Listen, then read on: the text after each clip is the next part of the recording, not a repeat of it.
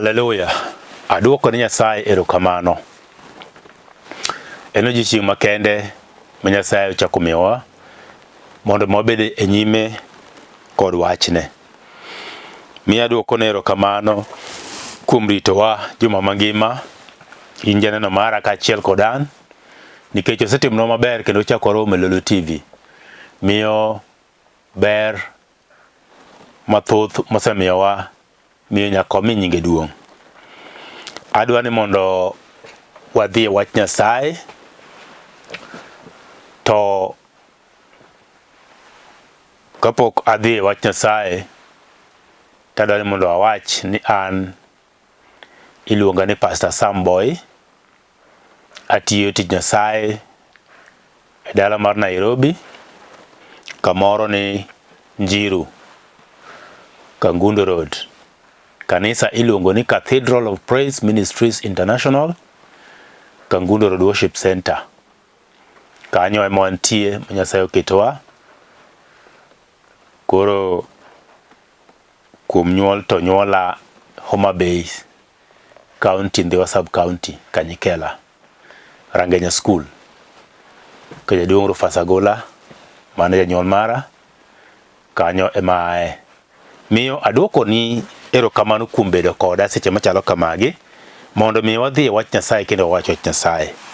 Nyasaye ober, wachne bende tiyo kendo ngima. Miyo adwa ni mondo walam kwa dhi wach Nyasaye, kamoro amora mintie kulwe piny mondo mi Nyasaye duong'. Jehova e Nyasaye mangima, waduoko ni erokamano seche machalo kamagi, kuom arita ni maber, kuom bedo kodwa juma mangima kendo ochako romo. Nyasaye i Nyasaye matimo madongo, Nyasaye matimo ma ok nyalre kod dhano, Nyasaye mantie kendo pod ibiro bede. Waduoko ni erokamano kuom arita ni maber, kaachiel kod geno misemiyo Nyasaye, omiyo wami duong'. Kwadhi chako wachni ibed kodwa, wach mwadhi poro Nyasach kwe, mondo miyo kele konyruok e kit ngima ng'ato, kendo nyinge no duong'. Aduoko ni erokamano, alamo kendo akwayo e nying Yesu majawar. Amen. Kamoro amora ma intie wachni amen. Adwaro ni mondo mi adhi asom muma e buk mar Samuel mokwongo, janabi Samuel mokwongo. Adhi somo sura 1 Matindo 5. Abro chikra kendo nyaka Matindo 15. Kae tachako dhi 2, sura 2, wes Matindo 1 kod 2. Muma wacho kama: To nomiyo Hana migepe 2, nikech nohero Hana, to Jehova nosedino iye. 15 wacho kama: Mi Hana nodwoko nowacho, Ooyo ruodha, to an dhako man gi chuny machandore. Pok amadho kong'o kata gimoro makech, to aseolo chunya ni Jehova. 2 Matindo, sura 2 Matindo 1 kod 2 wacho kama: Kendo Hana nolemo kowacho niya, Chunya il kuom Jehova, tung' mara uting' malo kuom Jehova, dhoga omedore kuom jowasika, nikech amor kuom warruokni. Onge ng'ama ler machal gi Jehova, nikech onge moro to mana in kendi. Bende onge Lwanda moro maket gi Nyasachwa. Adwa wuoyo kuom wach moro ni Nyasaye e Lwanda Mogurore. Nyasaye e Lwanda Mogurore. Muma wuoyo kuom mama moro maniluongo ni Hana. To Hana ni ne en jaod ng'at maniluongo ni Elkana. Hana nohero Nyasaye ahinya, kendo nosebedo kolamo Nyasaye kendo koywak ni Nyasaye seche duto, nikech gima nokale wach mapek, weche mane omoko e kit ngimane ma en kaka dhano nosetemo gi yore te ka gin kod jaode to notamore mochopo kama koro oneno ni kare lamo Nyasaye ema nyalo konye. Jaode to nohere mwacho kamano kendo nohere ndi to mak mana ni Hana ne ok nyalo yudo nyathi. To gima nomiyo Hana ok nyalo yudo nyathi to ok ni ne en gi kasoro moro. Hana ne kod kasoro. Ng'ato nyalo luonge ni dhako mane lur. To nobedo lur to noonge gima nomiyo bedo lur nikech nyuol to nonyalo nyuol. Chuore bende ne nyalo nyuol nikech chuore nigi dhako machielo mano nyuolo go nyithindo. Koro noonge kod makosa moro amora e kit ngimane. To momo wacho ni Nyasaye nodiyo iye. Matiende kare nyuol mane okonyuol go ni Nyasaye ne nitie. Nodonje kinde kanyo. Matiende kare dhako ne ber abera no nyalo mana nyuol. To Nyasaye owuon nobiro modiyo nyaka iye mane ok onyal nyuol. Matiende kare Nyasaye nyalo diyo gik moko e kit ngima dhano. Onyalo diyo gimoro e kit ngimani makaro moro mine Nyasaye tineno na gik moko nono. Nitie ng'ato manyalo mana neno jachien. Kendo nyalo chiko jachien die kit ngimani. Ineno mana jachien ma sandi. Jachien ma tiyo kodi. Jachien ema timo gik matimo gik ngimani no. Inyalo lama inya kik kwedo jachien achike nying Yesu. To karo ken jachien en Nyasaye. Kech mama noko ngi Nyasaye manodiyo iye to momwach Nyasaye ema nodiyo iye. Omiyo en kendo lamo Nyasaye to lamo Nyasaye ni mondo Nyasaye okonye kendo gwedhe. Nyiera mane nyiere go yaj mane yanye go. Gikuoth mane kuodhe go norome. Onge kama nyalo soyo wiye. Nikech kamano modhiye to en miwache. Kokalo to ema ji wuok kuome. Sana sana mon wuok kuome marach. Nyaka nyike te yanye. Kendo wacho ka en dhako malur. Nene otamre kata miye chuore nyathi. Onge kod ohala. En nono. Onge gimomiyo onego bed ka. Kata gimomiyo chuore here be ok ane. Nikech onge ohala momiyo chuora kata matin. Momo wacho niya, mama ni nosiko kalamo Nyasaye. Kendo nosiko kendo kuom Nyasaye koge Nyasaye molamo. Chieng' moro nogole e chandruok mantie. Chieng' moro nokelne konyruok e samo wijore. Chieng' moro nopare. En mama nochung' motegno kong'e ni alamo molamo Nyasaye ok dhi nono. Alamo no nitie. E nyim Nyasaye kendo chopo. Chieng' moro Nyasaye notimne gimoro. En mama ne lamo makata mana padri. Kata mana jadolo. Kata mana pastor mana nitie kanisa. Oneno kalamo ne lamo makoro okrom kata mar pastor. Okalo. Ma pastor dimo penye tango matime kodi. Iba kongo nango. Gokinyi sana samer. Kata pastor nok nyalo winjo gimane chandruok mane mama nigo. To eno jok mokawo ngimane te. Mokawo chunye mayecha molo ni Nyasaye. Moko ni Nyasaye ni an koro sani. Okana wei. Nikech chandruok mantie chuore ok nyal. Chandruok mantie wadu ok nyal. Chandruok man go jodala ok nyal. Chandruok man go kata mana jadolo matimo na dolo kalu ok nyal. Ana wuono kanyal miyo koro sani ang'eni nitie ng'ata achiel manyalo ma en in Nyasaye. Abiro iri kang'eni biro nyalo na. Ibiro golo na wich kuot. Kendo ibiro golo na gik moko duto te mosebedo kaluwa kendo masebedo kating'ra go mapek ibiro golo kuoma. Miyo no yie Nyasaye no nyalo. No yie Nyasaye nyalo. Miyo no chopo kama koro. Okone jadolo niya.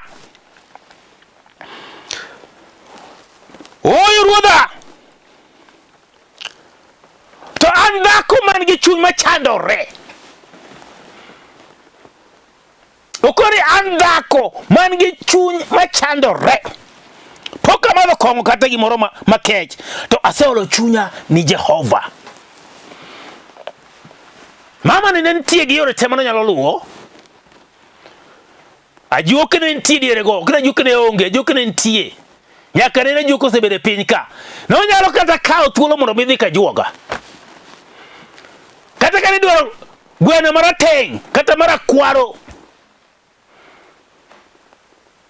To no nyalo yudo gweno no mondo dhigo ka juoga. Kata ka en rombo man wuotho gi katoke, ema ne ajuoke ne dwaro.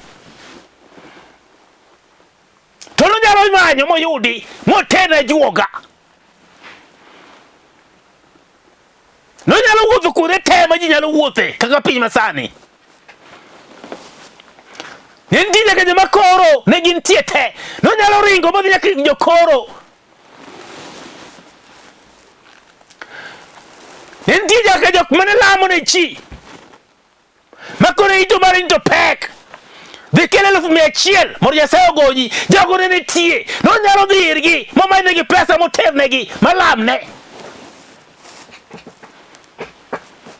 To nofuenyo gimoro achiel kende. Ni mago duto nyalo lemone. Onge shida ginyalo lemone. Lakini nowacho ni arado kao chunya ma iye mondo ahol ne Nyasaye. Mondo Nyasaye onge gima ne iye chunya ma iye mondo mi otimna gimoro maber e kit ngimana. Nikech ang'e ni Nyasaye ni onyalo winjo ywakna, kendo nyalo duoka, kendo nyalo timona gima dwaro. Miyo seche machalo kamagi, adwaro adhi ir Nyasaye ni aol chunya ma iye kuome mondo mi omiya duoko. Ng'at Nyasaye nowinjo ywak mar Hana. Kendo Nyasaye noduoko Hana. Kendo Nyasaye nokodeko. Nyasaye nobire sama owinjore. Nyasaye wuon nong'eyo sama nodiyo Yana. Nong'eyo gima nodwaro kuom Hana. Ok ni nokia. Nyasaye to noseng'eyo. Hana ne pod kia. Nyasaye ni dwaro mondo Hana olame. Kendo ni mondo Hana ogen kuome. Kendo ni mondo Hana oket chunye kuome. Modhi okoni Nyasaye to ka en miye nyathi ma wuoyi, to en akete mondo mi otini, obedo jatichni. Karang'o mane seche ma Nyasaye gi chir kichome tir kikoni Nyasaye ni Nyasaye ato mae madwaro. Lama moko nitie ma ng'ato dwaro mondo choma Nyasaye adimba ok idhi kiwuotho bathe kichoma Nyasaye moriere tir. Dikone Nyasaye ata biro iri mate gima dwaro. Osechanda kit ngimana higni gi higni, to kawuono chopo iri ka adware mondo mi miyago. Noko dhi kobagni. Weche ne noko babne e nyim Nyasaye. Nochome tiro kona do nyathi ma wuoyi. Noko kone nadwaro kiang'o bende kone adwaro nyithindo noko ni adwaro nyathi. To nyathi ma dwaro Nyasaye ma mondo mi gwedha kende miya en nyathi ma wuoyi. Ineno gima miyo koyudi chimo moko samoro. Ineno gima miyo samoro wanyalo lamo to koyudi gima wadwaro. Wanyalo bet kata kanisa higni mathoth kwa manyo gima to tonji nikech wabagni. Weche mowacho Nyasaye ok oriere tir. Lamo molamo ok en lamo ma e chunyo ma iye.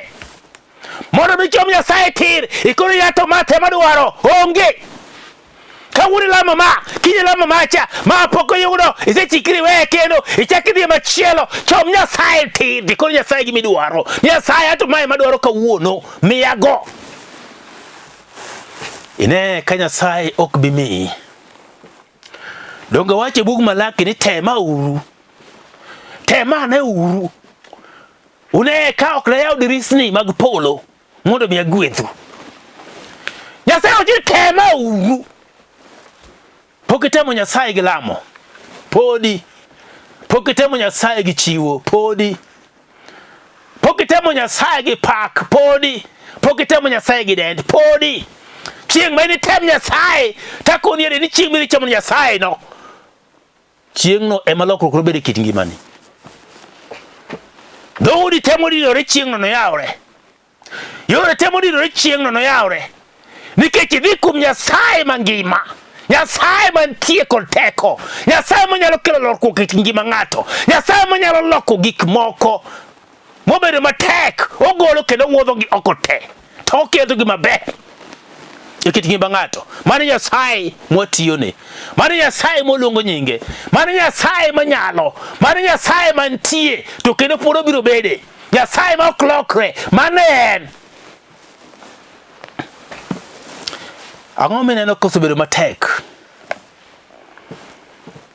nyathi manyako demdo kendi to ibagni abaga ok ichom Nyasaye no tir mondo bi Nyasaye no timni kaka en owuon modwaro pok ibedo gi Nyasaye no tir kikone gimi dwaro mikoni Nyasaye ato Jehova biro iri kawuono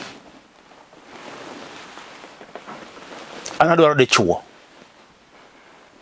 to kiki wacho ni dichuo mora mora nikech mago be nitie makalo go be nitie ibiro yudo mora mora midwaro no ber kichomo Nyasaye tet nyise gimi dwaro ok ne dwaro dichuo to dichuo idwaro dichuo mane idwaro dichuo ina mane nyaka nyise Nyasaye gimi dwaro e nyime mwacho ni e buk mar 2 ka ni kendo Hana nolemo kowacho ni ya Hana nolemo nolamo Nyasaye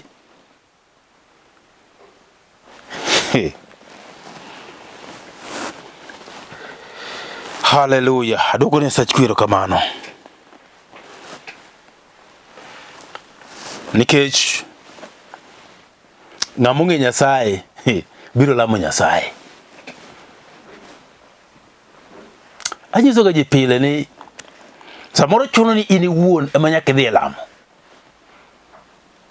tibiro lamo ni ji biro konyi nyaka lamo yes to chuno ni samoro in ema dhi lamo kendo dhi chungi kendi wuon kidhi manyo Nyasaye no nikech in ema gik moko kit ngimani in ma wecho moko kodi matek to in ema dwaro mo Nyasaye no onenre kit ngimani excuse me in ema mo Nyasaye no obi olimi kendo timni ber kit ngimani nikech sami wacho ni jawadwa chunguru koda lamo matiene gichung kodi lamo nikech gino in ema ing'e gimani tie kuomi midwaro kuom Nyasaye koro in ema dwaro dhi kuom Nyasaye migo chongi piny milos kod Nyasaye no mikod Nyasaye anta neno ka sani kama piny chomoni adwa gima kama kuomi ka gin jochiende machando ni nyathi kata nyithindo idwa ni dhi e chongi mondo mi iluongo Nyasaye ikoni Nyasaye kawuono tabiro mondo mi alami to gimomiyo abiro ka en magi adwa neno achomi tir Nyasacha mondo mi lona yore gi te nyaka tembe ma sigo kete kit ngimana adwa ni mondo lona te adwa ni mondo ikelna gonyruok ikit ngimani ni nolamo kowacho ni ya chunya il kuom Jehova tung mara oting malo kuom Jehova dhoga omedore kuom jowasika nikech amor kuom warruokni ng'ata ji adi manyalo lamo Nyasaye makoni Nyasaye ni tunga mara tunga soting malo matiende nitie sama ipako Nyasaye opako Nyasaye ing'eni opako Nyasaye gi tung jomoko kia ni tung en ang'o tung kata oporo jomoko kia ni gin ang'o we mipako go Nyasaye kanisa masani jomoko pako Nyasaye gi tung gi turumbete be koro wacho ni mare oseting malo nikech opako Nyasaye man malo sami pako Nyasaye no Nyasaye biro winjo pak mi pake go kendo biro winjo duondi kendo biro ng'eyo ni adieri mati jatichna opaka sepako Nyasaye karang'o iseting'o Nyasaye karang'o ching mane mane chunyi oile kod Nyasaye. Wacho ni ya onge ng'ama ler machal gi Jehova, nikech onge moro to mana in kendi. Bende onge Lwanda moro maket gi Nyasachwa. Nyasaye en Lwanda. Bende ng'eni Lwanda otamo kata mana teknoloji masani ni. Lwanda no mor miyo muke kata miruti. Ok nyal muke. Miruti muko kidi molandore. Momoko matek to ok omuk Lwanda. Ing'eni ji kia pogruok mekin Lwanda kod kidi. Lwanda en gima moko matek ma ok nyal barore. Gima moko matek makatigo ang'o to ok ngikini. Koro mach Nyasaye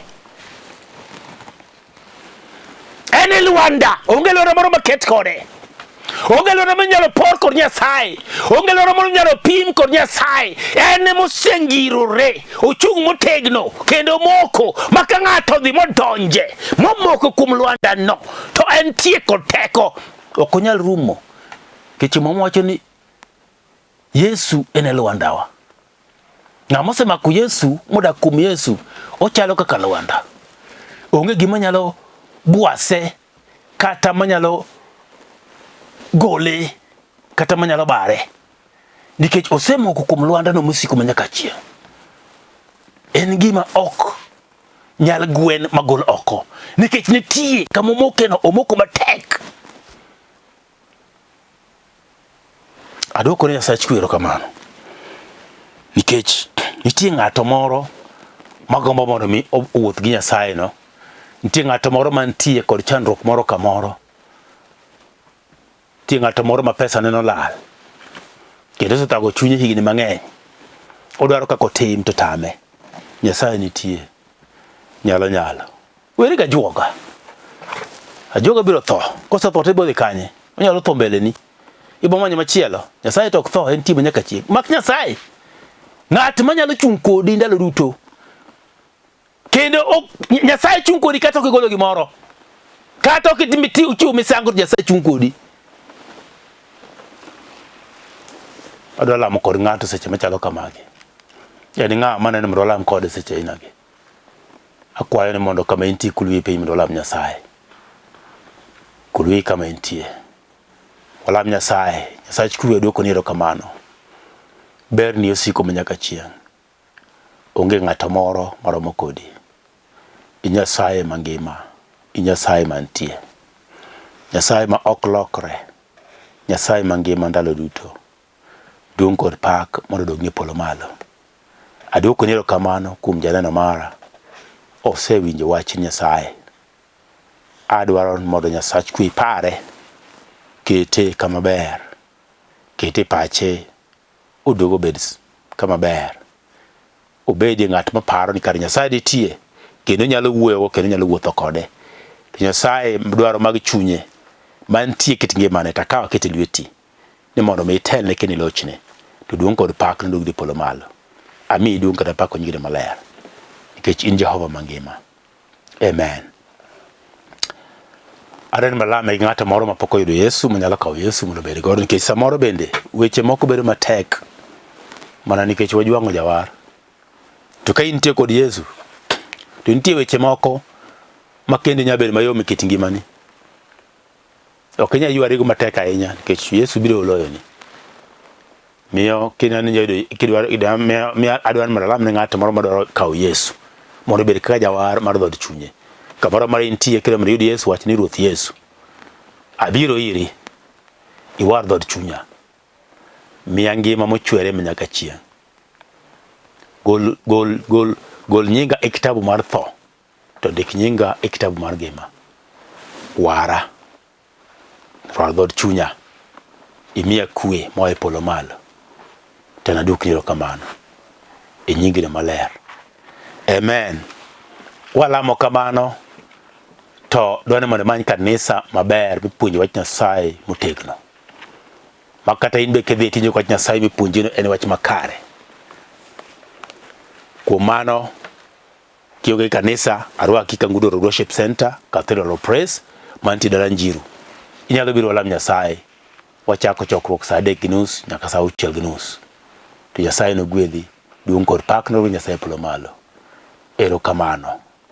Namba nitie screen ka 0722944623 kata 0731495873. Kigoyo Nyasaye biro konyowa, obiro winjore kendo obiro lamo Nyasaye. Duong' kod pak no Jehova polo malo. Amen. Shalom.